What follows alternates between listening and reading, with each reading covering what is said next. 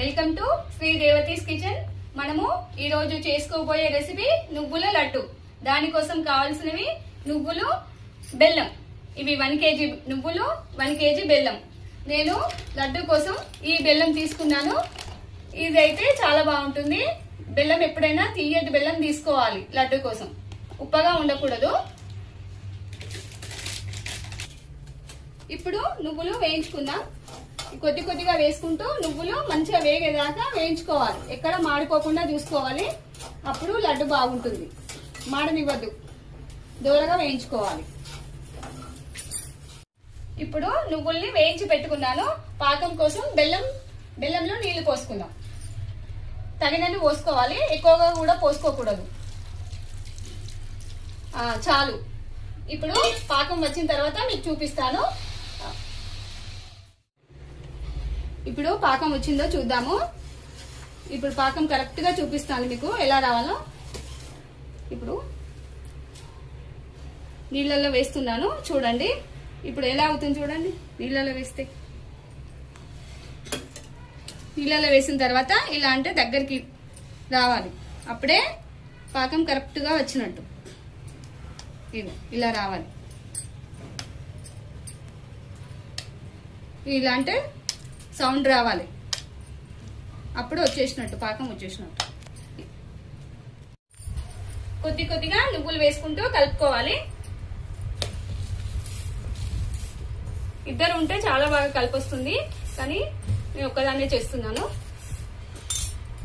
ఒకరు వేసుకుంటూ ఒకరు పాకం తిప్పుకుంటూ ఉంటే చాలా బాగా ఉంటుంది.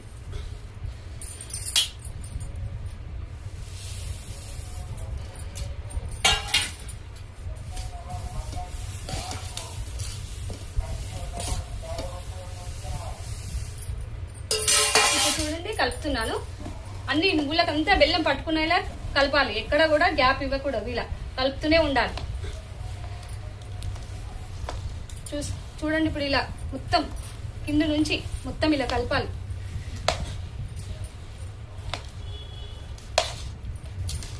కొత్తగా చేసుకునేవారు చాలా జాగ్రత్తగా చేసుకోవాలి. గరం బాగా ఉంటుంది పాకము.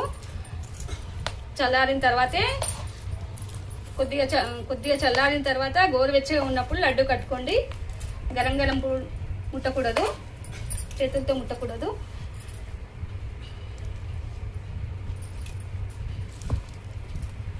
పాకం అంతా నువ్వులకు పట్టుకోవాలి.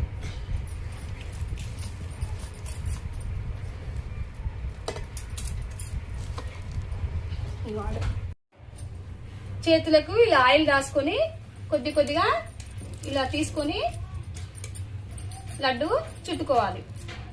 మీకు ఏ సైజ్ కావాలంటే ఆ సైజ్ చుట్టుకోండి. నేనైతే ఈ సైజ్ చేస్తున్నా. ఇలా రౌండ్ గా చుట్టుకోవాలి.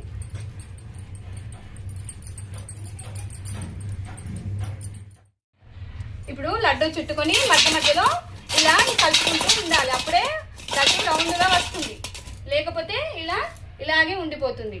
వీటిని ఇలా కలుపుతూ ఉంటే రౌండ్ గా వస్తుంది.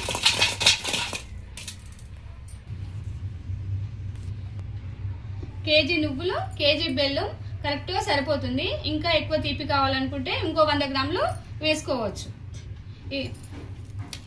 ఈ వీడియో మీకు నచ్చితే లైక్ చేయండి, షేర్ చేయండి, సబ్స్క్రైబ్ చేయండి.